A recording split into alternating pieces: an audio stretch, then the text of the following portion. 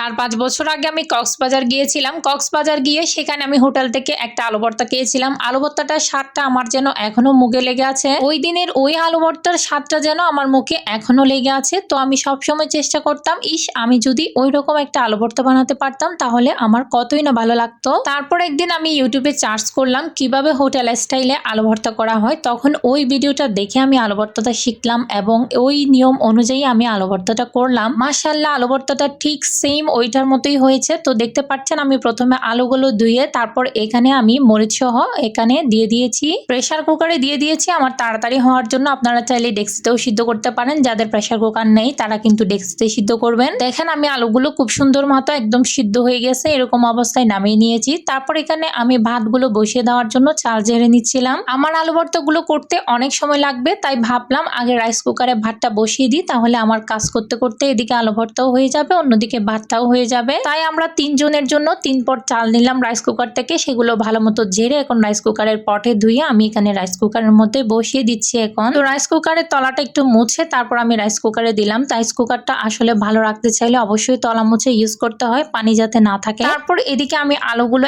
এক এক করে এখানে ছিলে নিব। আলুগুলো ছিলে তারপর এখানে যে আমি মরিচ সহ সিদ্ধ করতে দিয়েছিলাম, মরিচগুলো এখানে ধুয়ে আবার আলুর মধ্যে নিয়ে নিব। আলুগুলো এতটা গরম ছিল, আমি পানি দিয়ে প্রথমে এগুলো ধুয়ে নিয়েছিলাম যাতে গরম ভাবটা একটু চলে যায়। আপনারাও অবশ্যই ধুয়ে নিবেন, বেশি গরম অবস্থায় করতে গেলে আসলে হাতটাই পুড়ে যায়। তারপর আমি আলুগুলো ছিলা শেষে এখানে সবগুলো মরিচ সহ একসাথে আমি থেতলে নিচ্ছি।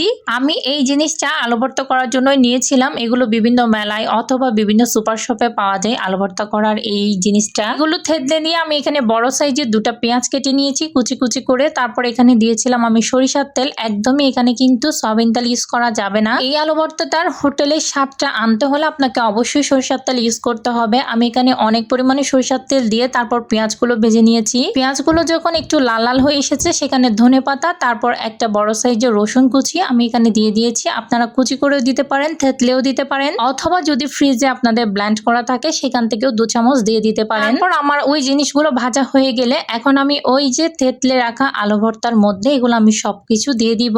দিয়ে এখন আমি সুন্দর মতো হাত দিয়ে মেখে নিব। একটু লবণ ইউজ করছি, অবশ্যই লবণ তো দিতে হবে, লবণ ছাড়া তো কোনো কিছুই খাওয়া যাবে না। আলু ভর্তাটা আমি খুব সুন্দর ভাবে হাতে মেখে নিয়েছি। তারপর এখন চলে যাব আলু ভর্তাটা আবার তেলে দেওয়ার জন্য। ফ্রাই প্যানে আমি পর্যাপ্ত পরিমাণে সরিষার তেল দিয়ে নিয়েছি এবং একটু সয়াবিন তেলও মিক্স করে দিয়েছি। আমার যেহেতু সরিষার তেল খুব বেশি ছিল না, যাদের সরিষার তেল থাকে তারা চেষ্টা করবেন পুরো আলু ভর্তাটা সরিষার তেল দিয়ে করতে, তাতে আপনাদের কিন্তু হোটেলের স্বাদটা একদম পুরোপুরি চলে আসবে। তো আমার আলু ভর্তাটা তেলে দিলে একদম কমপ্লিট। এখন এখানে কিছু থালাবাটি হয়েছিল সেগুলো ধুয়ে পরিষ্কার করতে এসেছিলাম। আজকের মতো ভিডিও শেষ পর্যায়ে চলে এসেছি। আলু ভর্তার এই রেসিপিটা যাদের ভালো লেগেছে অবশ্যই ভিডিওতে লাইক কমেন্ট এবং শেয়ার করতে ভুলবেন না। আজকের মতো বিদায় নিচ্ছি। Thanks for watching my video.